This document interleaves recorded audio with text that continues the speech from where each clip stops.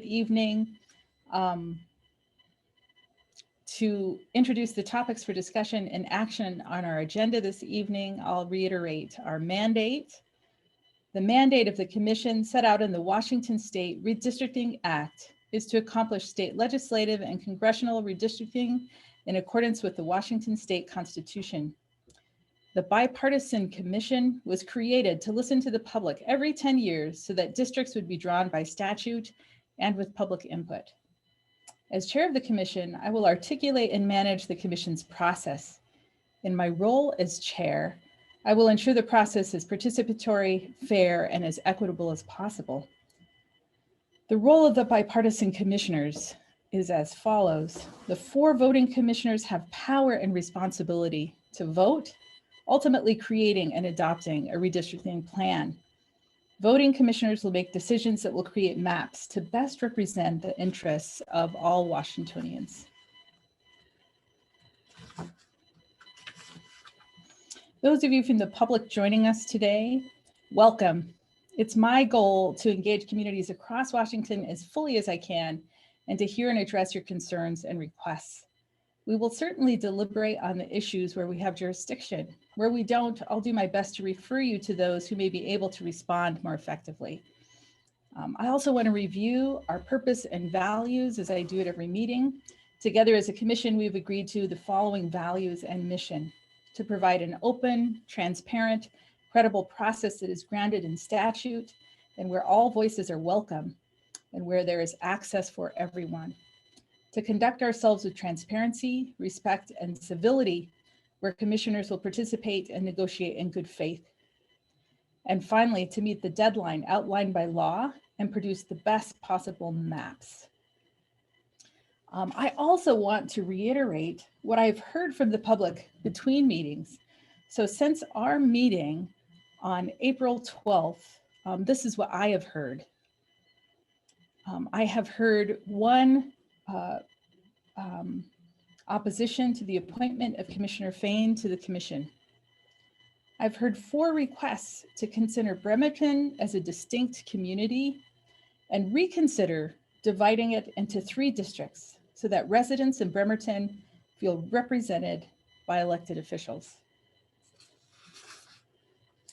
Thank you for your comments, questions, and suggestions. We are doing our best to respond to all of your inquiries as we see them. So now I'd like to do roll call. Commissioner April Sims. Present. Welcome. Commissioner Paul Graves. Present. Welcome. Commissioner Brady Walkinshaw. Present. Welcome. And Commissioner Joe Fain. Present. Welcome. During our discussions, I will call on you in order, and I'm going to use this order like I always do, rotating so that each of you can anticipate when it's your turn to go first. So this evening, we're going to begin with Commissioner Graves, Commissioner Walkinshaw, Commissioner Fain, and Commissioner Sims. Thank you. Let's begin with the approval of the minutes. This is for the meeting we held on April 12th, 2021. Are there items for discussion or proposed amendments? Is there a motion to approve?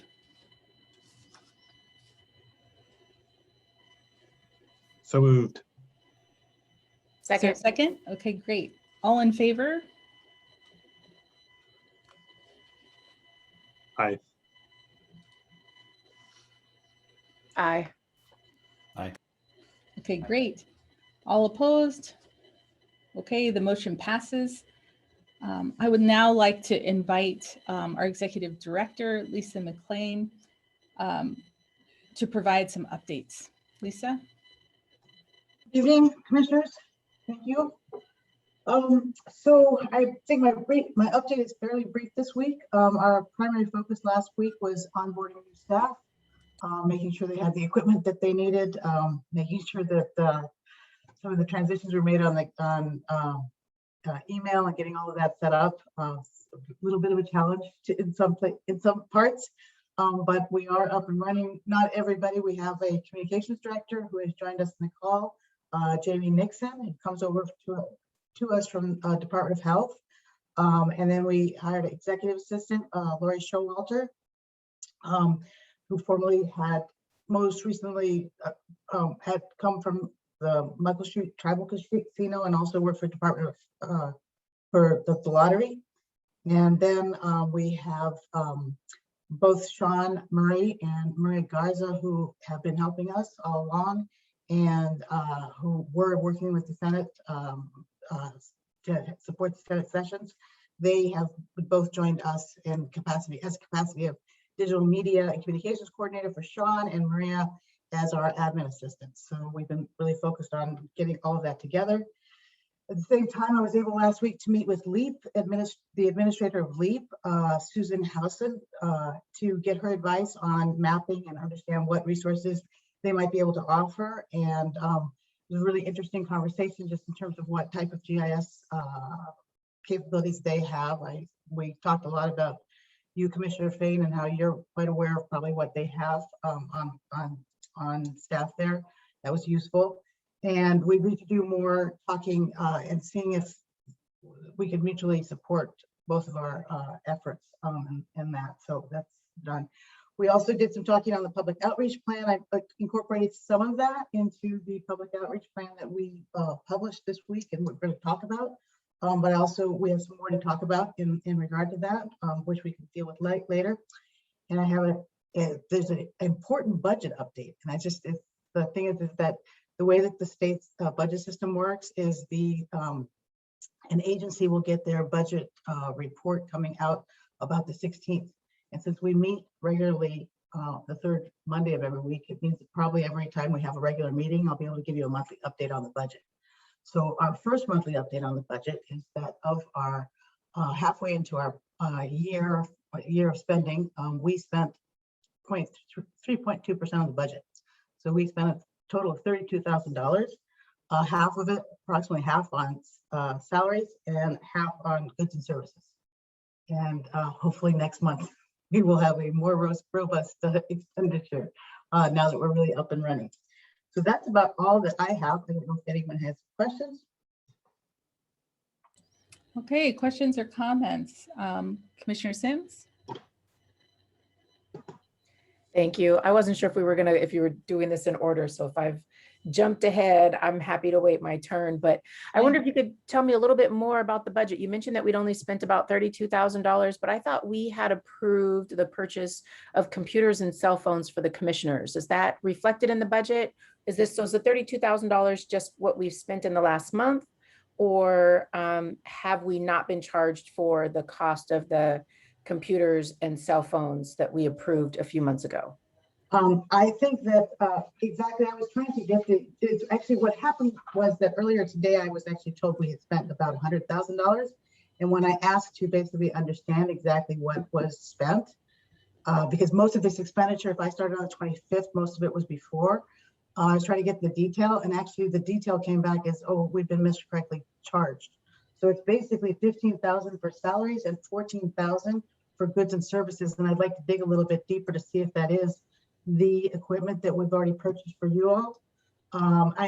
That's one of the things today. I met with the new executive assistant and said, we need to get a handle on inventory. Where is everything so that when we shut down, we can pull it all back in. I think it's especially challenging, let's say, because we're working from home. So as we, bring people on staff and hand out equipment and things that will make them effective at working at home, we still want to make sure that we recoup all that stuff. So it's something we will be working on. So I can get you a report on that next week. Thank you, Lisa. I think we can also probably connect once again with the leadership of the House and the Senate, because they had been signing, we had an interagency agreement with them to sign for our expenses. And I know that we have signed for two sizable expenses, one for Legitech and another, at least there's one pending for representation as well. And so those are just the things that I know of off the top of my head, April. So next week, we should be able to give you a more detailed analysis. Thank you. You bet. Other comments, questions? Okay, great. Let's begin with our discussion. I'd like to begin discussing the senior consultant contract on GIS strategy with Thomas A. Jensen. Hopefully you've had an opportunity to review Thomas Jensen's resume and our executive director's proposed scope of work. Lisa proposed that we consult with Thomas Jensen last week during her updates, you may recall in our last meeting. So I'd like to begin our discussion today with Commissioner Graves.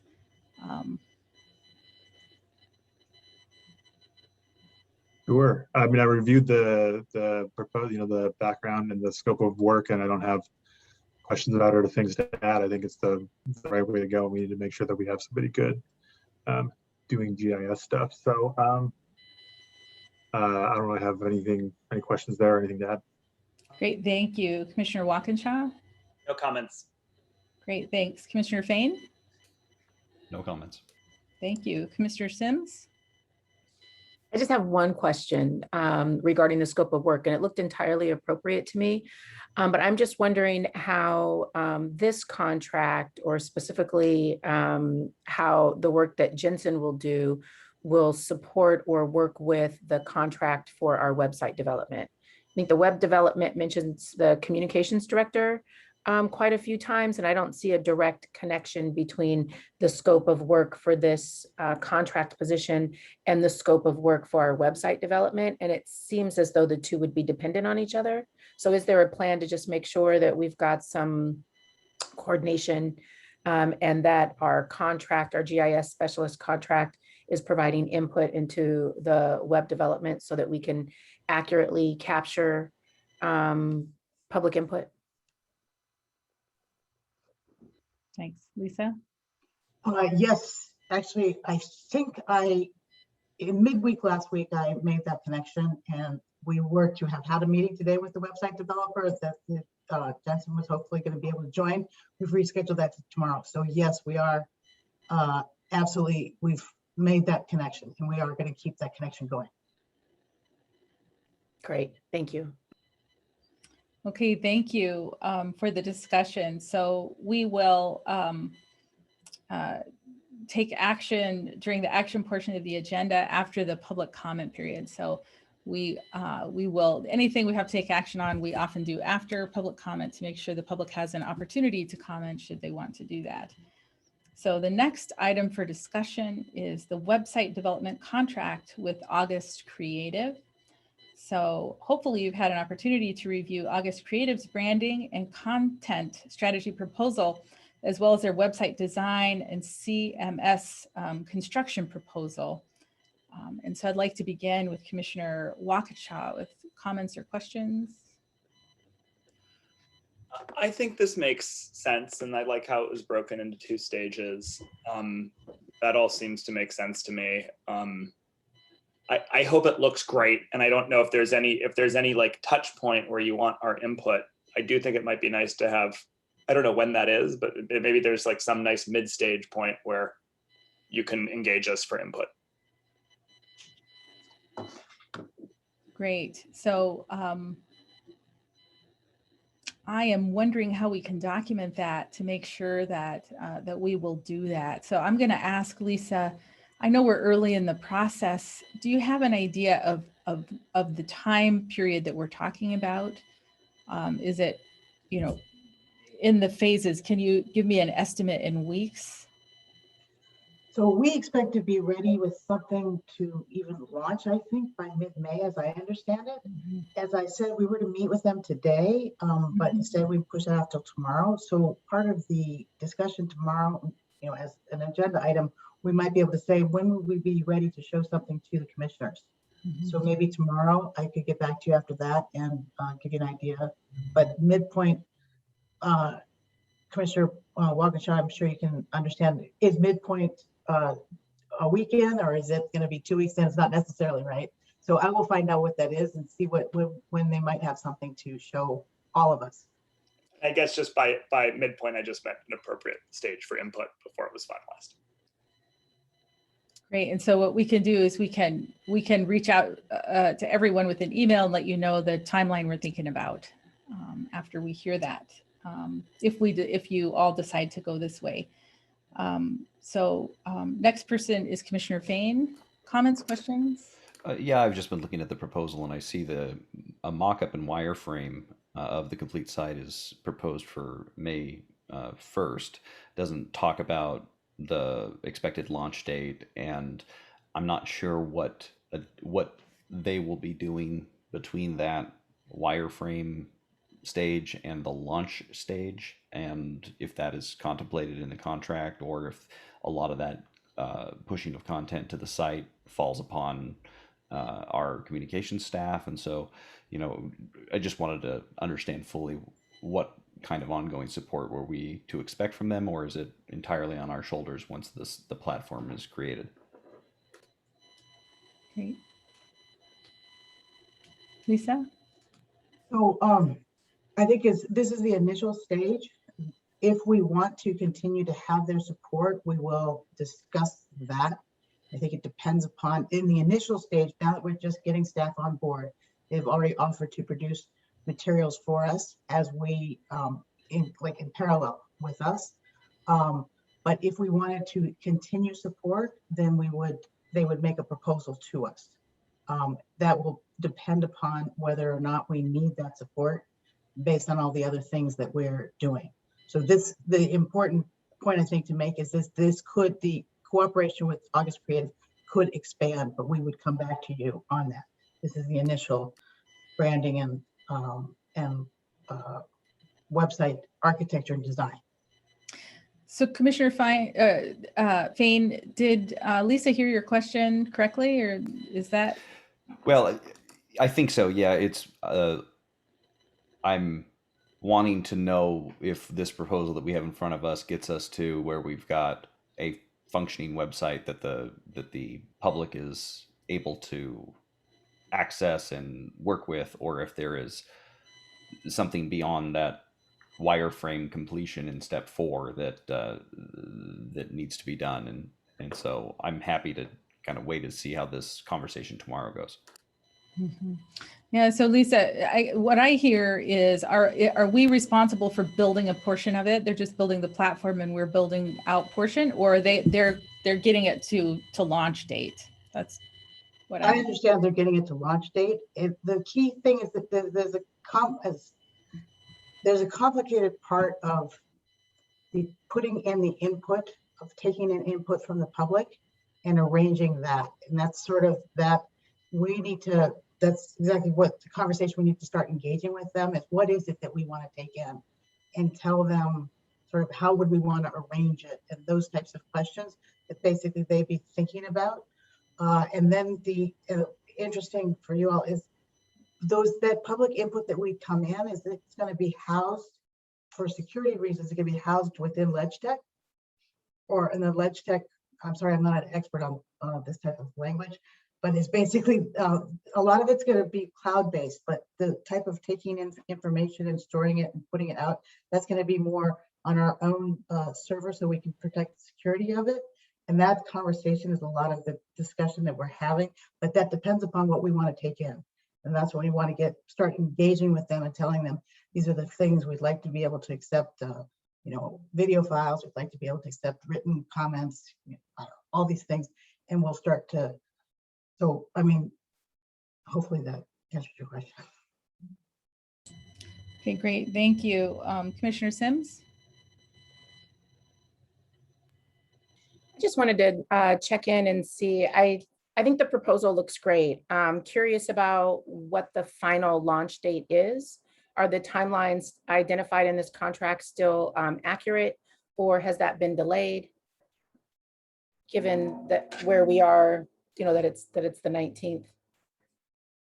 So are we still looking at a final site design by May 10th, or when should we anticipate having something? I think we have, you're right, this proposal is based on the sort of like first meeting on the 16th, and that didn't happen. So I think that we're probably a little bit behind, but I think if we work hard, we can maybe catch up. I don't think we should plan on May 10th, but I still would at least see what I could do to see if we couldn't try to meet on May 15th, but maybe I'm being unrealistic. That would be what I would want. Great, thank you. Oh, sorry, go ahead. I was just gonna say, I think that would be fantastic. I know that, you know, we talked about the contract last week and then put some parameters around approving contracts. So that's one of the reasons that we're talking about it tonight. I recognize that that's probably delayed the process, but if we could get something up and running by the middle of May, I think that'd be fantastic. So thanks for your work on that. Great, thank you, Commissioner Being Sanford. ready to test by the middle of May. Can I add something else? Sorry, in the discussions that I've had with the website developer too, we've also talked about sort of scaling it. So it doesn't have to, so it can develop with us, right? So I think that one of the discussions tomorrow is about what do we absolutely need, you know? And then, you know, can we build, you know, can you launch something and still improve things as in a week, in the 3rd week of May and 4th week of May? Okay, great. Commissioner Graves. Thank you, Madam Chair. I had some sticker shock when I first saw the numbers for this one, but then I dug into the proposals and there's quite a bit they're doing. So I feel comfortable with that. I likewise would be interested in if there were an opportunity at some point in the development phase where it would make sense for at least a couple of us to take a look at it. I think that would be a useful thing. And then let's keep the pressure on, get this website up and running as soon as we can, because it's going to be one of the really important ways I think we engage with the public. Thank you, Commissioner Graves. So, so we can build some process in for how we're going to communicate about this. Lisa, I wonder if you would be willing to include it in your update, ED update in our future meetings, and then we can communicate with you a timeline after tomorrow, an anticipated timeline, if you all choose to go forward with this contractor. So other comments, questions before we move on? Thank you for the discussion, and we will take action during the action portion of the agenda after the public comment period. So the next item on the agenda is the Legitech Interagency Agreement. And so I think I'd like to just introduce this a little bit. So included in your materials for this meeting is the interagency agreement between Legitech and our commission. And the reason it's here for your review is because it's pricey. So we wanted to make sure that you saw it and have the opportunity to ask questions and then approve it if you choose to do that. So let's begin discussion, comments and questions with Commissioner Fain. Thank you. I'm looking for the bottom line on it because when I saw it earlier, I must have just saw a monthly number because it didn't stand out to me. So on what page would I find that? Lisa? So that's the thing, that there's not a bottom line. It's basically that, as you can imagine, as a small agency, we are relying on Legitech as we are relying on LSS for a number of different services. And the agreement is that they will bill us. So it's part of the reason why I thought that it was important to make you aware of it, insofar as we were to get a bill that was above the spending power, you know. Mm-hmm. So I wanted to make sure that you knew about that. And part of the thing is that I did get an invoice like a day or two after our meeting last week, and I was like, whoa. Frankly, there was a bit of there were some things that we were billing for that shouldn't have been billing us. So that we actually worked that out. But the thing is, it did kind of raise my thing is that, as you say, Commissioner Fain, it doesn't have a bottom line. But I want you to be aware of the fact that we are using their services. They are helping us. I mean, last week, in terms of getting everybody online, setting up their email addresses, that was quite a bit of work for somebody at Legitech. And they will bill us at the rates that they state in that thing. And I will be approving on a monthly basis an invoice that they send to us. So I'm the number that I looked at when I was reviewing the document earlier was that $1,770 per month figure, which didn't, raise any eyebrows for me. And so maybe it's just the determination of what's included and what's not. But it seems like a number of that initial setup and monthly individual support appears to be included in a lot of that. So I guess if you're getting some bills that that surprise you and you're not able to figure a solution to it, please let us know. But I don't see any problem with moving forward. Great, thank you, Commissioner Fain. Next is Commissioner Sims. Yeah, I mean, yeah, it's pricey, but I guess we need it. I think a couple of questions that I have.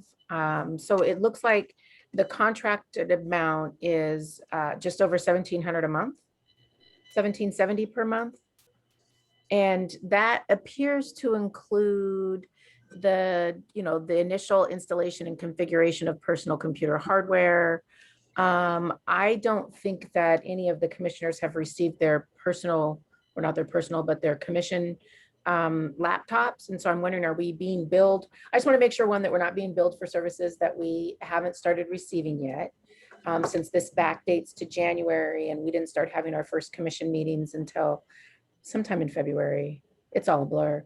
But so I want to make sure that we aren't being charged for services that weren't rendered, or is there some sort of proration that we would be entitled to if we were? Because I agree with Commissioner Fain. I mean, 18 months at nearly $1,800 a month is just over $30,000. I want to make sure that we are, getting what we're paying for, or at least being prorated for the items that we have not yet received. So a question that I have, based on what you're saying, Commissioner Sims, I've certainly been sent a laptop. It is not my designated laptop. It's the holdover in between laptop. So pending my laptop coming. So I'm assuming that Legitech is charging me for servicing that in between laptop in anticipation of the real laptop. So that's a question for us to perhaps explore as well. Yeah, we are all working with borrowed laptops because of, I think maybe some of you are aware of the fact that because of the pandemic, there's an incredible lag in the production of laptops. So actually, the latest report, last week's report, was that we would get the ordered equipment by the end of June. Not ideal, but that is the way, and then they would set it up for us. We are not being prorated. I think the other reason why this, the other reason why this can become expensive is because Legitech is purchasing for us. So then they bill back when they purchase, right? So if just now I asked for 4 iPhones for the new staff, that's going to come onto the invoice that comes in from them because they placed the order for me, because we don't have, we need to have a ledge phone with the legislative security and everything on the back end, and having them set that up for us and the like. So that's it's services, and if we're buying things through them, ordering things through them. Okay, Commissioner Graves. I don't have further questions. Thank you. Commissioner Walkinshaw. I'm good to go. Thank you. Terrific. All right, so thank you, and we can take action at the appropriate time. The next thing on our agenda, the next item is our Redistricting Commission payroll. So included in your materials is an estimated payroll budget for your review and for discussion.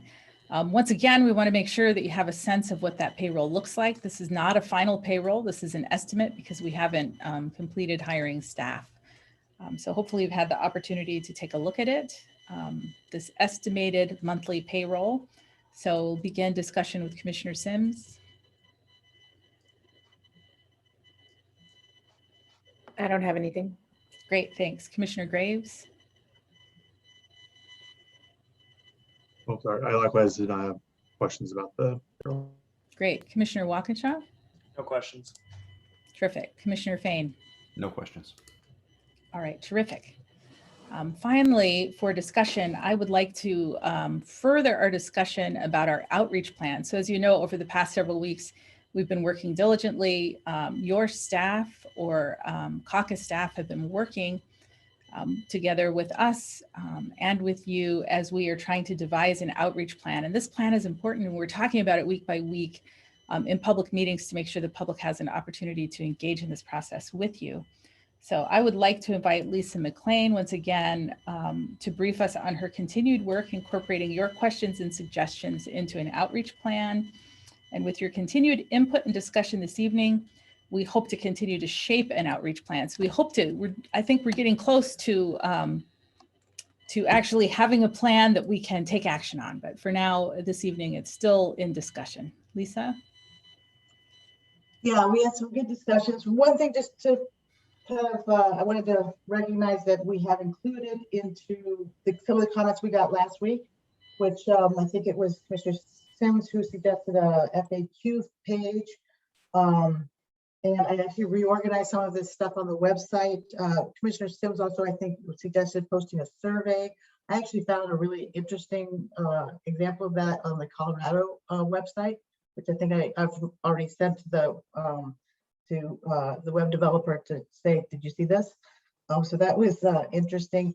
Also, we want to kind of put into the tribal into the outreach meetings promised on the tribal consultation, a minimum of 2 educational meetings and 2 independent consultations with the 29 federally recognized tribes.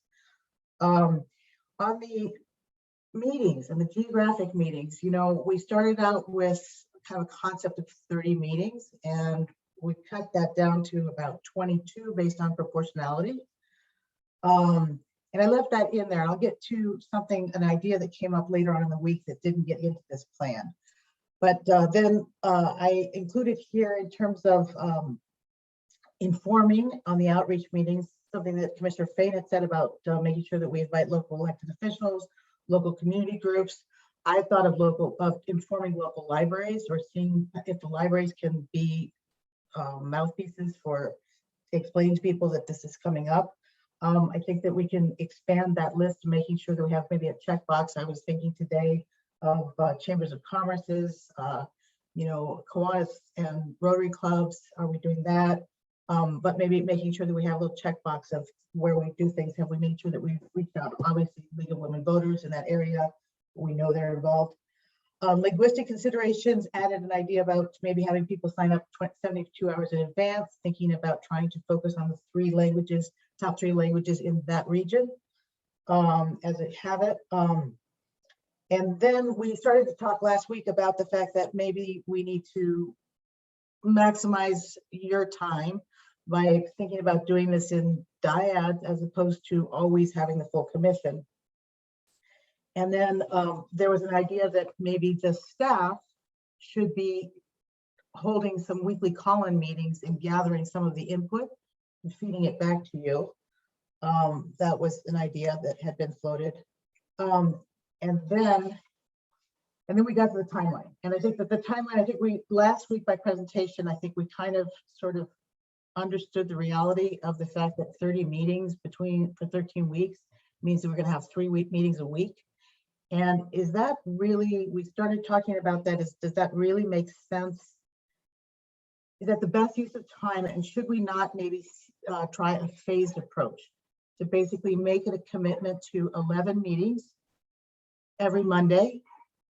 And that, for instance, if we were to basically say we are having meetings the week of May 3rd in Region 3, King and Snohomish, please sign up. Okay, we make that announcement 2 weeks in advance, please sign up. We have 500 people sign up. Well, at that point, we basically say, you know, we're gonna take the first, you know, so many people that signed up, and we're gonna add another meeting for Region 3 on Thursday, another one on Saturday, so that we can basically take all of these comments, let's say.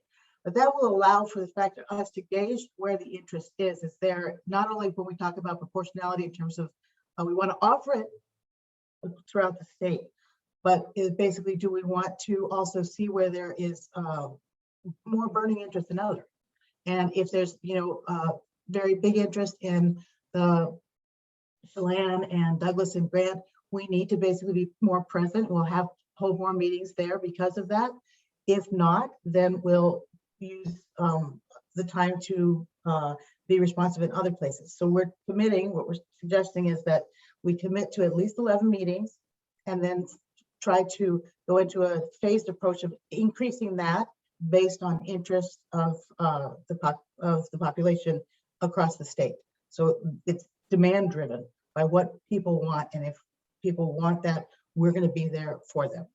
So that's the major suggestion. We still have not really worked out, and it's another part of discussions, what are we going to propose for the period after we get the real data, and you all drafting maps, presenting them to the population, getting their feedback, and then finally doing the final negotiation. But I think the major thing we want to really talk about here is maybe the public meetings, 13 weeks of public meetings. What do you think about a phased approach? Does that make any sense to you? Okay, great. Thank you, Lisa. Commissioner Graves? Well, it's certainly a big topic. I don't know. I don't know if the right thing to do is 3 a week or to do 1 a week. And I do think that it probably should involve some trial and error. And I'm at least willing to be open to being flexible as we start off the process and we try to gauge whether we're getting overwhelmed at those meetings with public comment or we're getting not enough for the amount that we're doing. I'm open to doing dyads and will commit myself to reading the ones, reading the summaries of comments and probably even watching some of the ones that I don't attend, but it would be a helpful thing to, I think, to be able to have more meetings, even if we don't have all the commissioners at them. Thank you. Commissioner Walkinshaw. Thanks, Lisa, for the hard work on this. I have one clarifying question and a couple comments. My quick clarifying question is, when you said regions, are those being determined based on population, or are you determining those based on county, or what do you mean when you say region? So the regions, remember we have these 10 regions that sort of are maybe natural communities, but there is, then last week I determined what the population of that region is, and there's a big difference between, let's say, region 3, which has 3 million people in it because it's King and Snohomish, versus region 9, which has Asotin, Columbia, Garfield, and Walla Walla, which has a population of 91,000. So I think that that was what I was trying to present last week, was that, necessarily if we proportionally say that region 3 is 40% of the population, and the region 9 is less than 1%. Right. So there should be obviously proportionality there, but I think if there's huge interest, they may necessitate more meetings where there is a huge interest. Yeah, no, that's well taken. I mean, so then my comment is, I think that this should be driven more. I think these, at least this initial set of outreach meetings, in my opinion, should be driven more normalized around population size. So we're not devoting, one meeting to a catchment area of 3 million people, and then one meeting to a catchment area of 90,000. So I would recommend that we do this in some way that's a little fairer to population that we're reaching. So that's my first comment. And my second comment is more of a process one. Is just speaking for myself, and my colleagues may feel the same way. I would love we each have staff who are supporting us in this process. I would love for, at least on my behalf, to have the person who supports me most closely, Ali O'Neill, to be really closely involved. And I know that she's been working closely with her counterpart who supports Commissioner Fain, Paul Campos. And I would love for them to be very engaged in this process, if appropriate. Thank you, Commissioner Walkinshaw. So I'd like to respond to that, to all of those comments that you have. The first is that when we originally composed these regions, we did that with your input. And then what we did is we said, okay, here's 22 meetings if we're taking this by proportionality. So we said, hey, this first region is going to have 8 meetings for it. So then we created the schedule, which you see here, the proposed schedule that is based on that. It's page 2, and it's the assumption of proportionality. So if we say, okay, for King and Snohomish, we're going to hold 8 meetings for that. And then we're going to go down by population for that. And so we created that schedule. And then as you know, Commissioner Walkinshaw, we're in very close contact with the staff. In fact, all of this was created with them, right? So this is with Allie's input, with Paul's input. This is a calendar created by them. We're so thankful for their input in that. And so then they said, you know what, this is too many meetings. There's no way we could possibly do 3 meetings a week if we do this by proportionality. So then the proposal came forward, what if we had 1 meeting per region, understanding that it's going to not be fair, it's not going to be proportional. Then what we would do is we would see how many people sign up, and we're just going to hold as many meetings as we have to based on the sign up to 12 meetings. So that means we could be meeting up to 3 times a week if that's what's required based on the interest of the population. So that's what that phased approach, that's what that proposal is. And so I don't know if that's helpful. And given that, because we've been sort of revising these different drafts, you have 3 different proposals in front of you tonight. So we're asking for your input. Which of these looks good to you? Because it's your decision how you want to do this. So my question is, given your comments, are you saying that you would like to take option 2, which is where we do the 22 meetings and we just say, hey, we're just going to host those? Or are you, I mean, I want to make sure I understand what your input is, because hey, I get it. I'm with you in terms of wanting to have the maximum amount of public interest or input that we can. It's a great question. Just to clarify what I'm saying, and I'm curious what others think, and I'm not hard and fast on this, but I mean, if Washington State has 7 million people and we do 11 initial public meetings, some kind of, it doesn't need to be perfect, but some general fairness in terms of how many people we're targeting that outreach to, I think would be a good thing. And I hear your comment about kind of, if one region is 3 million people, if we find, that's a really interesting question of public engagement. It might be really hard to get the word out to that whole group to understand whether there's actually, it might be hard to drive that decision of future meetings off of participation in a first meeting. That might just be a hard determination to make. I don't know if it'll be a gauge of demand. So what I'm hearing you say, Commissioner Walkinshaw, is that if that is guiding our outreach, if we're only doing outreach for 1 meeting, are we going to be as conscientious about that outreach if we just hold 1 meeting versus if we're holding 8? So if we do what we originally planned, we're going to hold 8 meetings, then maybe we would be more conscientious, I think you're saying, to do outreach as diligently as we can to fill 8 meetings, because we understand we have 8 meetings here that are scheduled. Maybe I'll hear if my colleagues share this thought and then I can come back. Okay, great. Thank you. Thank you. All right, terrific. So next is Commissioner Fain. Thank you. And again, I appreciate the work in putting together the proposal, and I agree with Commissioner Walkinshaw about the population and geographical equity that we're trying to push. I think some of the comments that I'd made previously was the 2 things that really matter are how is the meeting structured? So how are we using the time in the meeting? And I've been a part of a number of these types of exercises before, and I've seen an inordinate amount of time spent on business that the commission should be doing at another time and not listening to the people talking about what's important to them. So be very interested to make sure that the structure of the meeting prioritizes that. And then secondly, within the virtual world, we don't yet know how what the level of participation is going to be based on the geographies or the time of day or things like that. So we have an opportunity to experiment. So I appreciate the modifications. So starting small, learning from our first round of these, and then trying again seems to be the best route. So again, I appreciate the input here. Great, thank you, Commissioner Fain. Commissioner Sims. Yeah, I think there's no easy way to do this, right? I have a lot of, I think, kind of outstanding questions, and appreciate that that we will learn as we go. So I appreciate that Commissioner Graves lifted that up. At least that's the way I heard you say it, that we might need to modify this on the fly as we learn lessons. But a couple of things I think that stand out to me. One, we are looking at bringing on a contractor who will help us, develop a plan for gathering public input, organizing it, and communicating it back to the public. So we might want to engage our new contractor in some of this conversation in terms of how we build out our outreach plan, and see what additional ideas he may have for gathering this data.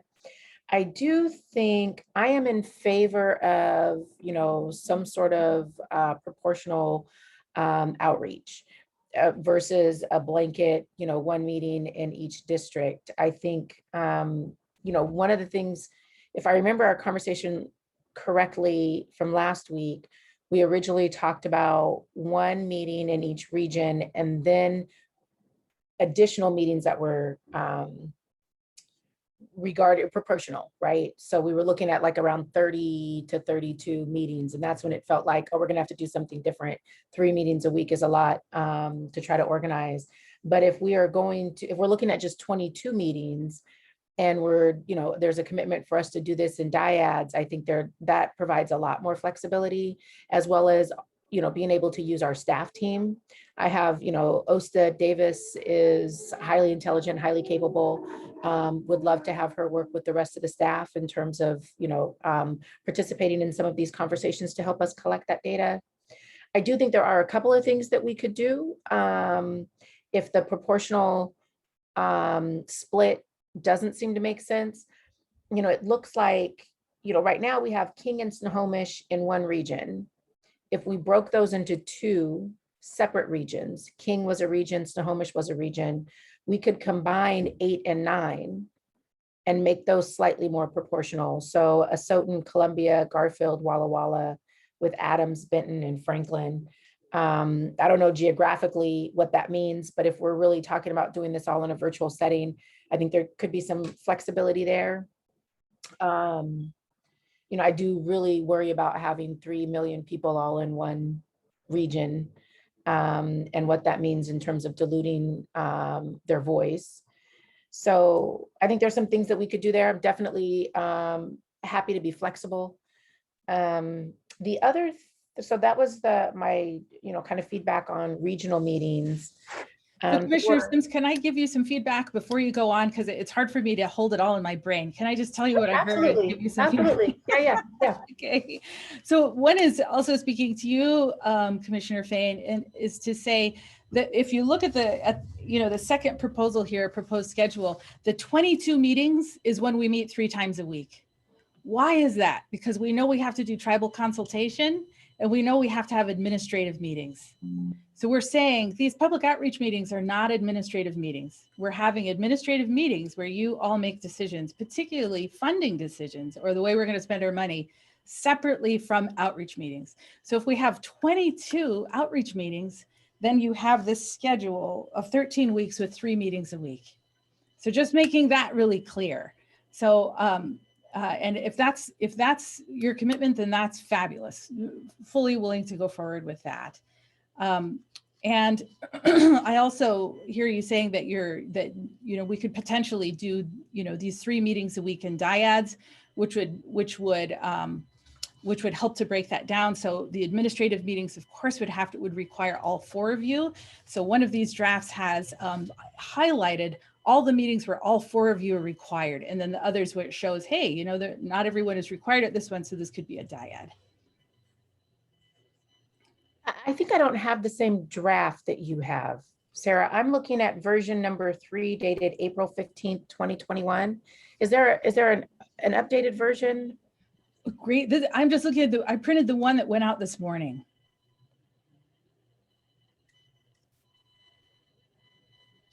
What's the date on yours? I'm just wondering if I'm sorry to say I don't have the email in front of me. I just have a schedule here. So Lisa, do you want to help? Yeah. Okay. So what was published was version number 3, April 15th, 2021. Okay. And that's what we're discussing in terms of that's the written product that was discussed a couple of weeks ago, written product that was discussed in the second version last week, and now is being discussed here. So that's what Commissioner Sims is looking at.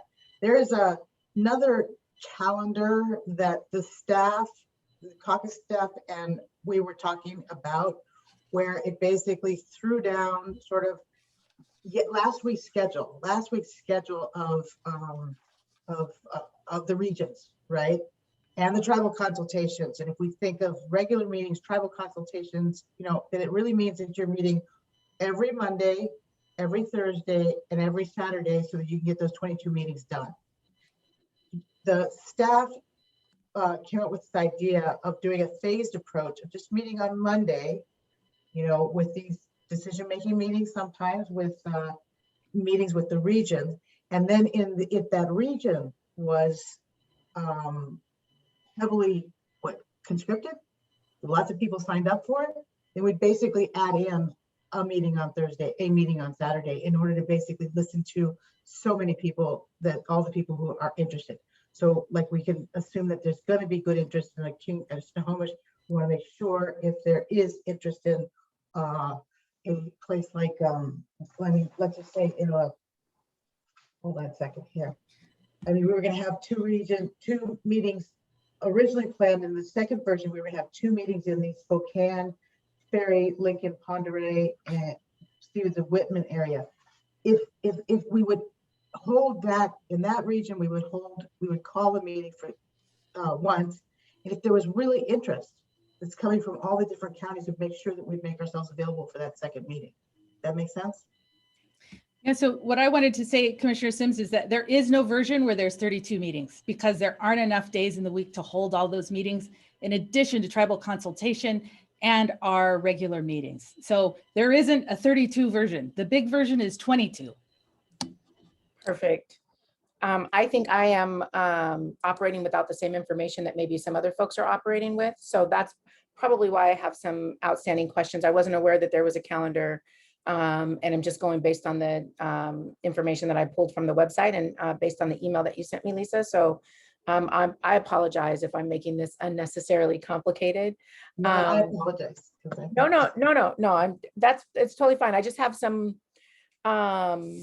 just some outstanding questions as we're developing this plan together, which I think this is a healthy exercise. So I just wanted to suggest that I am in favor of proportional meetings.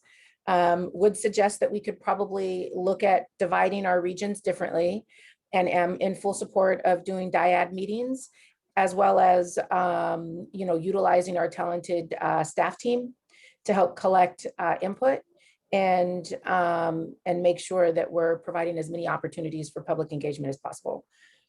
So I know we've talked about this quite a bit, but I have a couple of other comments I'd like to add and maybe a couple more questions. And if it's better for me to shoot this off in an email, I'm happy to do that too. I do see in the version that I'm looking at under methods, under how to participate, that last bullet says submit a request for a public meeting in your community. And I'm just wondering, how would that work logistically? If we're already struggling to host public meetings based on a schedule, how we might be able to fulfill a request for more public meetings, and what that might look like. So just kind of curious if there's been any conversation around there. I'll pause.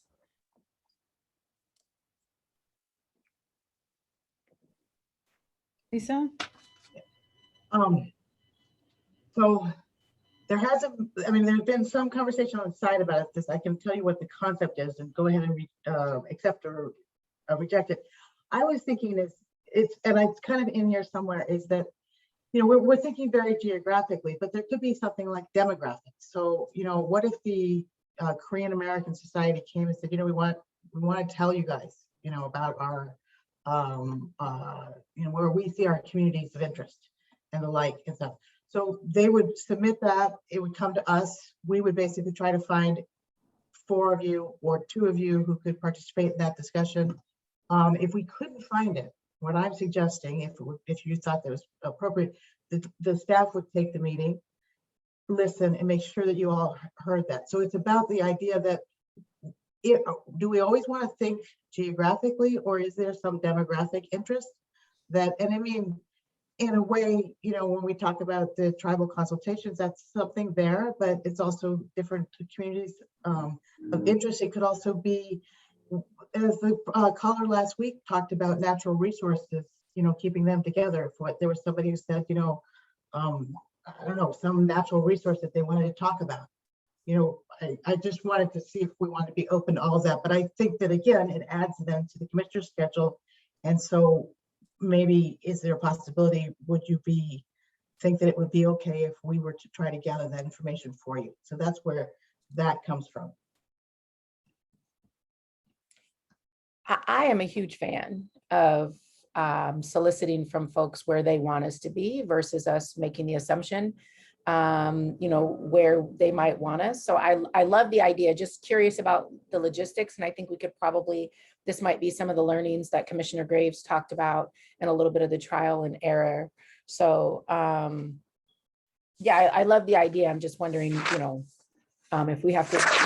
if we're having this much conversation over scheduling 22, what is the conversation that we might have over scheduling kind of ad hoc meetings, and don't want to set us up where we are potentially making a commitment that we can't fulfill. But I love the idea. Had two other things that I wanted to ask about.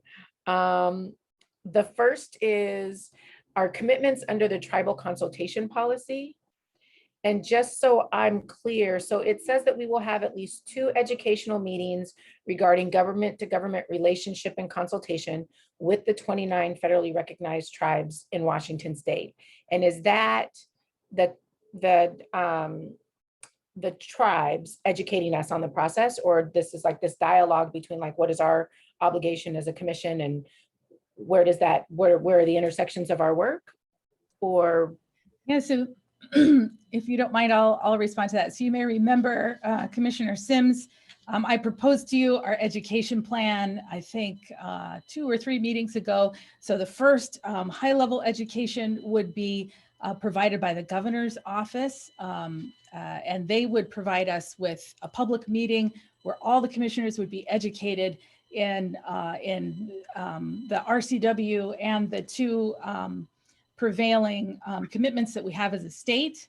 So that would be the first meeting. And the second meeting would be where we would invite tribal leaders from probably 4 tribes, geographically representative, to provide us with their understanding of why this is important for them. And we're calling that education and not consultation, because that gives us an opportunity to hear from them directly to us what their interests are. Then we could take that information into our consultation. So I am suggesting, on the advice of the governor's office, Office of Indian Affairs, that we take this approach before we go into consultation, that we not go into consultation cold, but first really understand what it is we're doing. Then we could go into consultation in dyads. We wouldn't have to necessarily all be there as a commission, but at least we're all informed together about what our obligations are and have some understanding of what that means. perfect. That was exactly what I was wondering. And then just how do we envision the independent consultations with the 29 federally recognized tribes? Would that be that all 29 tribes are invited to provide us with feedback, and we would have 2 of those, or to provide us with public comment, and we would have 2 of those as part of our outreach?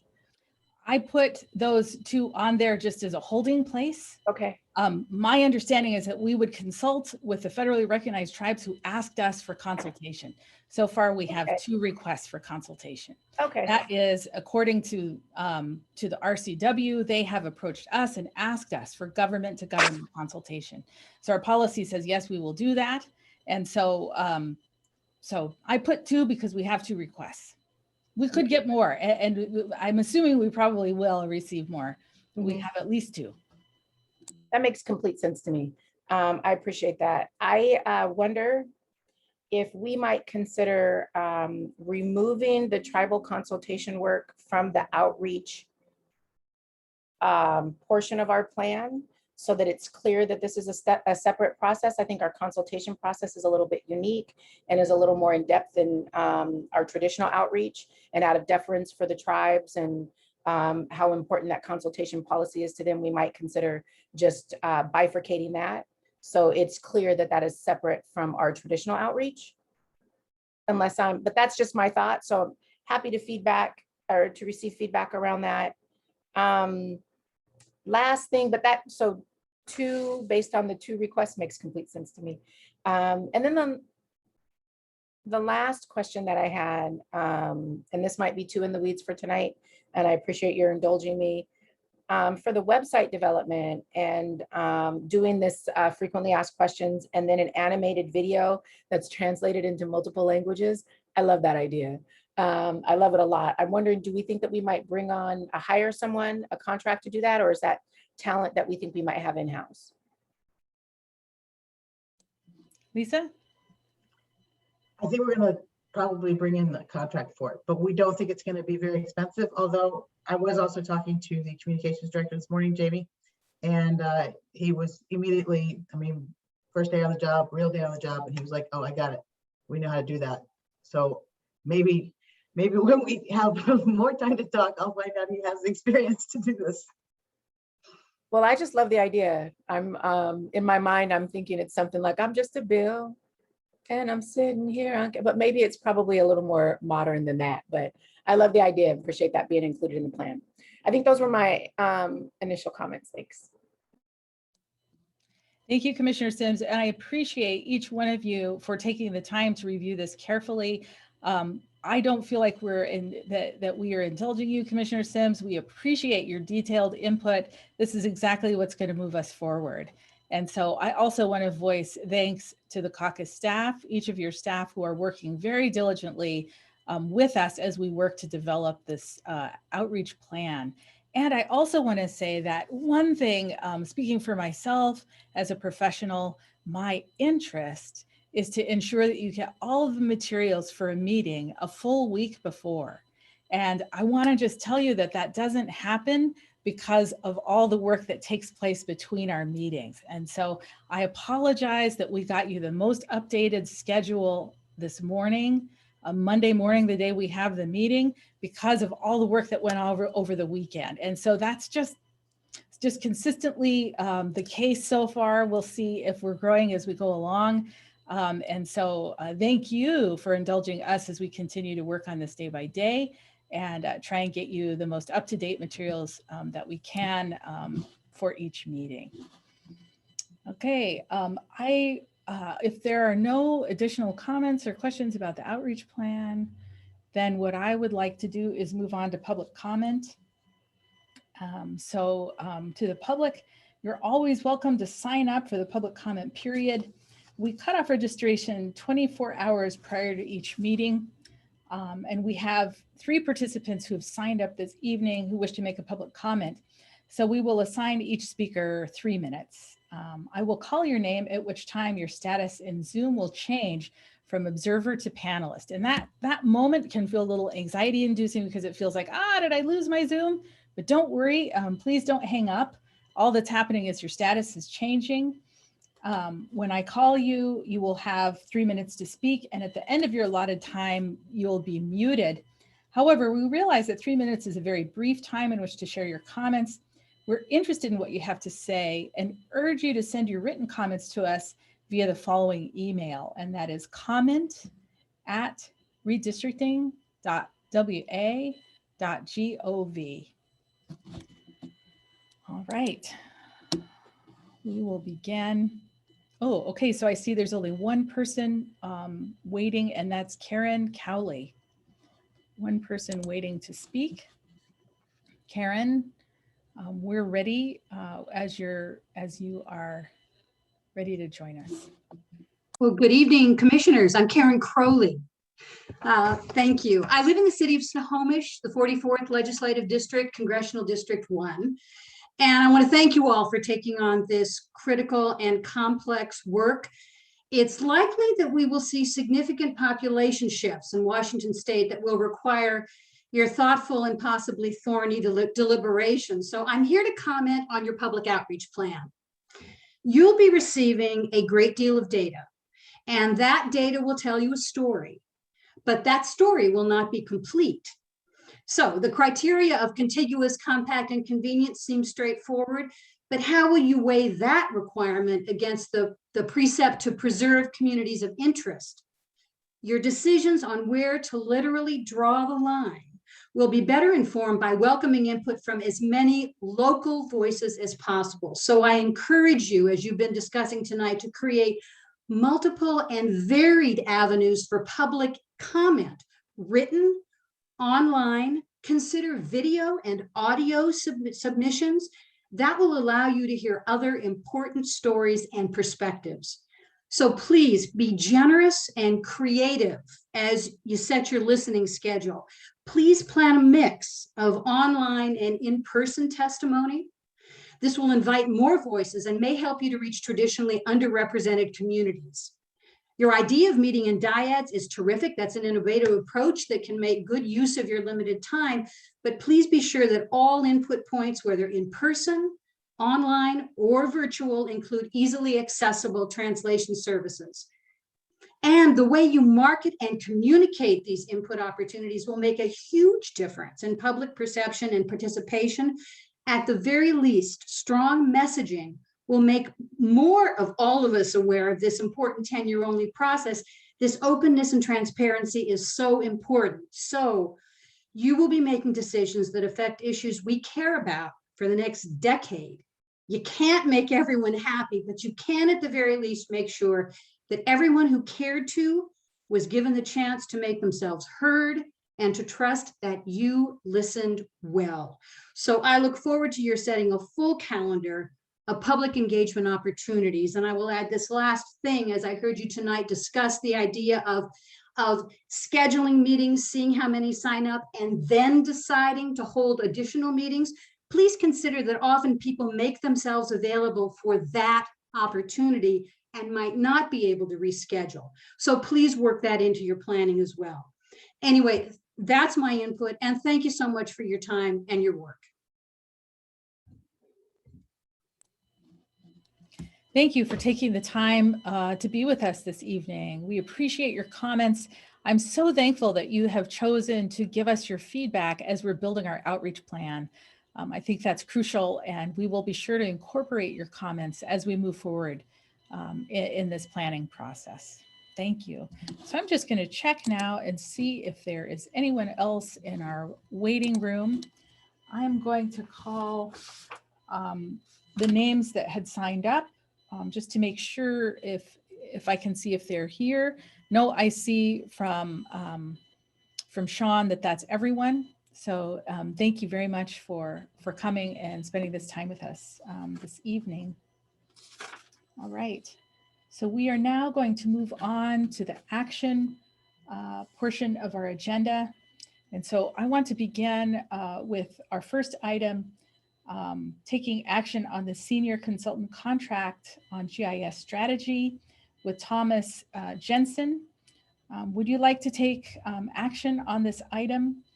And I'm going to begin with Commissioner Walkinshaw. Items for discussion or amendment?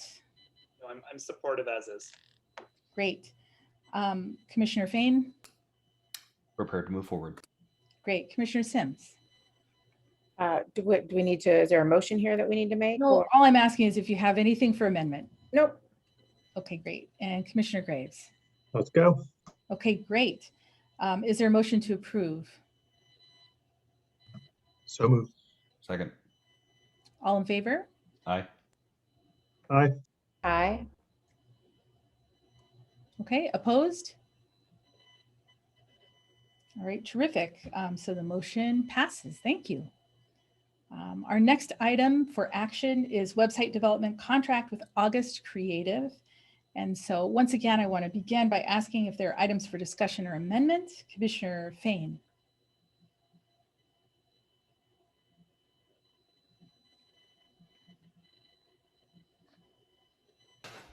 Sorry. No, I'm good. Thank you. Okay, great. Commissioner Sims. I'm good. Commissioner Graves. Let's go forward. Great. Commissioner Walkinshaw. Same thing, just what we discussed previously about the time to give input along the way. Terrific. Okay, so would you like for us to build that in? We can record that in the minutes that we would that, okay, so the next question I have is there a motion to approve with the amendment? I'll move approval. Second, Second. all in favor? Aye. Aye. Opposed? Terrific. So the motion passes. Thank you. So the third item is our Legitech interagency agreement. So I'm just going to ask, and you can raise your hand and let me know if there are items for discussion or amendment. All right. Is there a motion to approve? So moved. Second? Second. All in favor? Aye. Aye. Opposed? All right, terrific. So the motion passes. Finally, our Redistricting Commission payroll. This is a little bit strange, but I just wanted to make sure you had an opportunity to take a look at it and that you feel comfortable with it. Are there items for discussion or amendment? So just you can raise your hand if you have additional amendments or discussion. Go ahead, Commissioner Sims. Thank you. I'm just going to suggest that we don't have to have this as an action item. You know, and I appreciate the due diligence and bringing it before the commission as an FYI and including it in the package, packet and meeting materials. But I don't think we need to, you know, make a motion on this or that this has to be an action item. I think, you know, if we have staff and expenses that we need to pay, then we should just pay them, and that we don't have to approve our payroll budget every time we meet.